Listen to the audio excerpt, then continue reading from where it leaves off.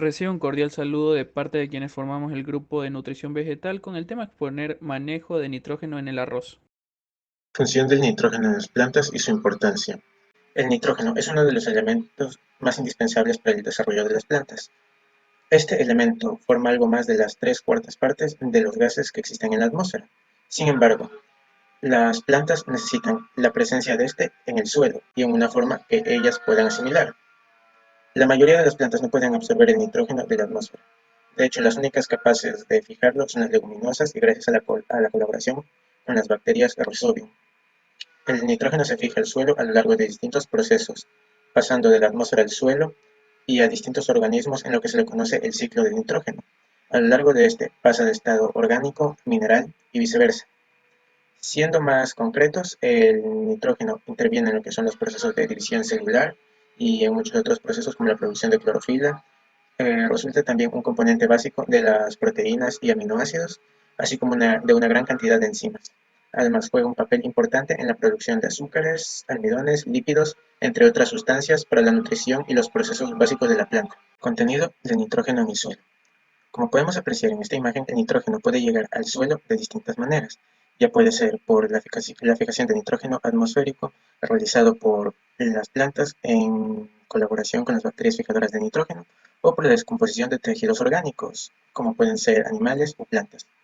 Estos tejidos orgánicos llegan al suelo y van a ser descompuestos por bacterias u hongos que también van a ser fijadores de nitrógeno, los cuales se van a encargar de convertir ese nitrógeno en amonio. Una vez que el nitrógeno está en el suelo en forma de amonio, este va a pasar por un proceso de nitrificación, donde las bacterias nitrificantes se van a encargar de convertir este amonio en nitritos. Y una vez que estos están convertidos en nitritos, las bacterias nitrificantes se encargan de transformarlos en nitratos. Una vez en la forma de nitratos, estos ya pueden ser asimilados por las plantas para realizar todos los procesos biológicos de las mismas. La deficiencia del nitrógeno en las plantas. Las plantas que son deficientes de nitrógeno tienen un crecimiento atrofiado, el cual va a depender de la severidad de la misma. El crecimiento de las hojas se inhibe, particularmente en el de las hojas más jóvenes. El crecimiento longitudinal del tallo también se ve inhibido por la deficiencia de este elemento, así como el incremento en el grosor del mismo. Las plantas deficientes a menudo son de un color verde pálido o amarillento, debido a la falta de cloroplastos y la inhibición de la fotosíntesis. Las hojas de estas plantas empiezan a marchitar, a secar y se tornan de un color café claro amarillento. Los síntomas para identificar una deficiencia de nitrógeno son los siguientes. Todas las plantas se van a ver de un color pálido o amarillento. También se va a observar la senescencia temprana de las hojas más viejas y también se podrá apreciar un crecimiento aumentado de la raíz y un crecimiento atrofiado del tallo, lo que resulta de una baja relación tallo-raíz. Incidencia de la deficiencia de nitrógeno en un cultivo de arroz.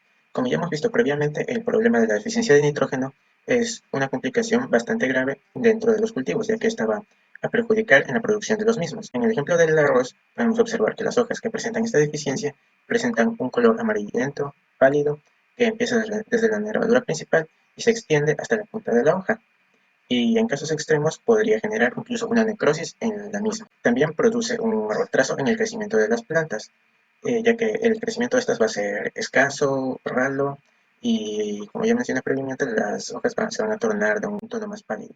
También se ve afectado la producción de esta, puesto que todos los frutos de la misma van a presentar un acollamiento, van a ser más pequeños y no va a producir el 100% de su capacidad.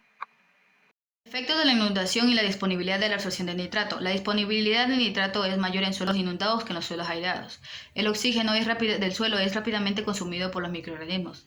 Además, el nitrato se va a reducir y va a perder como nitrógeno y óxido nitroso, mientras que el amonio va a tender a acumularse como resultado de la mineralización del nitrógeno. Después de la inundación, se van a desarrollar 4 zonas que van a contribuir al suplemento del nitrógeno, como una capa delgada de inundación con una profundidad variable de 1 hasta 15 centímetros, la cual con una flora viviente que va a constituir en bacterias y algas que van a contribuir a una fijación biológica del nitrógeno.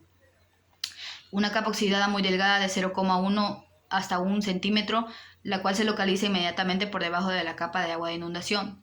Una capa gruesa de suelo reducido de 10 hasta 20 centímetros que se va a encontrar entre la capa oxidada y la capa hasta donde llega la remoción del suelo con la labranza. Y por último, una delgada capa oxidada en la rizósfera de 0,1 hasta 0,5 centímetros de las raíces que van a crecer en el suelo reducido.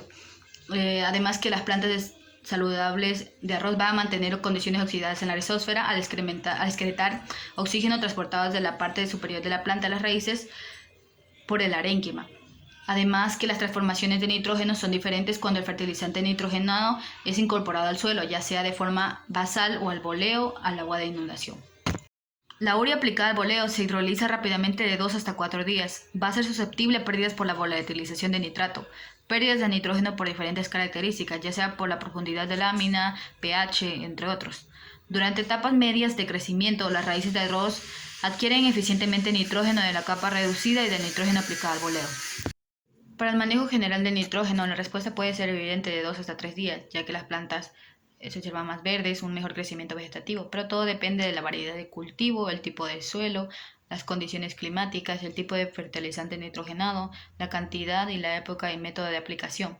Para optimizar la eficacia del uso de nitrógeno en cada ciclo se requiere de un manejo dinámico basado en el suelo y la planta. Por siguiente, el ajuste de la cantidad de nitrógeno aplicada en relación con la variación del suplemento de nitrógeno nativo del suelo es tan importante como la época, sitio de aplicación y la fuente de nitrógeno aplicada. Además, en el manejo de nitrógeno debe enfocarse en sincronizar adecuadamente el suplemento de la demanda de nitrógeno durante el ciclo de cultivo. Y el efecto del residual de nitrógeno es muy bajo a diferencia del fósforo y del potasio. Para medidas generales para una mejor eficacia de uso de nitrógeno son las siguientes. Como primero, las variedades. No se debe aplicar altas cantidades de nitrógeno en variedades de menor respuesta, como las variedades tradicionales que dan un bajo índice de rendimiento, las cuales cultivadas en condiciones de secano de zonas bajas y zonas altas. En cambio, las variedades modernas convencionales de arroz no difieren mucho en su potencial de recuperación de nutrientes y en su eficiencia de uso interno. Además que el arroz híbrido tiene una mejor absorción de nitrógeno y particularmente absorbe nitrato durante las etapas tardías de crecimiento. Absorción y remoción de nitrógeno por el cultivo. Si se tiene una nutrición balanceada y óptimas condiciones de crecimiento, la eficiencia interna óptima en variedades modernas de arroz va a ser de 68 kilogramos de grano por cada kilogramo de nitrógeno absorbido por la planta, lo cual va a equivaler a una remoción de 14.7 kilogramos de nitrógeno por tonelada de grano, y va a tener niveles de rendimiento del 70 hasta el 80% de rendimiento máximo. En fincas de arroz irrigado en Asia, como se observa en la tabla 2, la remoción promedio del nitrógeno observada es de 17.5 kilogramos de nitrógeno de tonelada por grano. Por lo tanto, si un cultivo de arroz con un rendimiento de 6 de toneladas de hectárea de grano absorbe 105 kilogramos de nitrógeno por hectárea, de las cuales va a permanecer el 40% en la paja a la madurez. En cambio, si solamente se saca el grano y se retorna a la paja lote, se va a remover 10.5 kilogramos de nitrógeno de tonelada de grano y además casi todo el nitrógeno contenido en la paja se va a perder en la quema. Es por ello que debemos elegir o saber los kilogramos de nitrógeno absorbidos de grano y también la parte de la planta la cual va a optar por tener los nitrógenos adquiridos. A continuación les voy a hablar acerca del establecimiento del cultivo.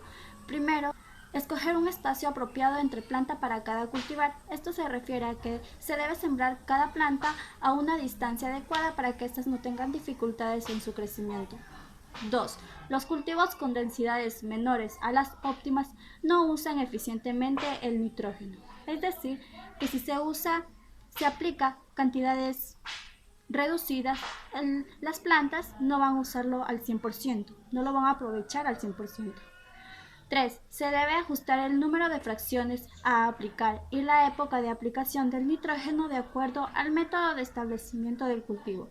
Esto se refiere a que el método que se va a utilizar en los cultivos de arroz tiene que ser efectivo en las épocas lluviosas y en las épocas secas. A continuación les voy a explicar acerca del manejo del agua. Primero, mantener un apropiado control del agua. Esto nos ayuda ya que en el cultivo de arroz se requiere de condiciones de inundación para absorción de nutrientes. También tenemos que tener en cuenta que las condiciones de fluctuantes de la humedad tienen un efecto negativo, ya que causan mayores pérdidas del nitrógeno debido a la nitrificación y la desnitrificación. Debemos que tener en cuenta que los lotes deben estar siempre húmedos y se debe verificar que no se encuentren con aguas estancadas. Desde mi punto de vista, el manejo del agua implica no solamente en aplicar un suministro adecuado y controlado de agua, sino en tener un desagüe el cual ayude con el exceso de agua por precipitaciones. En el manejo de cultivo es importante tener en cuenta que la óptima aplicación de nitrógeno depende del adecuado manejo general del cultivo. Para este subtema tenemos varios puntos importantes. Primero, se debe establecer una población densa y saludable. Para esto es necesario usar semillas de calidad, ya que estas son resistentes a múltiples plagas y enfermedades. Un claro ejemplo de semillas de calidad son las semillas certificadas. Como siguiente punto tenemos controlar las malezas que compiten con el arroz por el nitrógeno. Como sabemos, las malezas constituyen uno de los principales riesgos para el cultivo, debido a la disminución de rendimiento, producto de la competencia por nutrientes entre las plantas. En este caso, la aplicación del nitrógeno, las plantas no lo estarán aprovechando al 100%, ya que estarán compitiendo con las malezas para su absorción. Por esto, es importante que como productores o agricultores planifiquemos y efectuemos un buen control de las malezas. Siguiente punto, controlar insectos y enfermedades.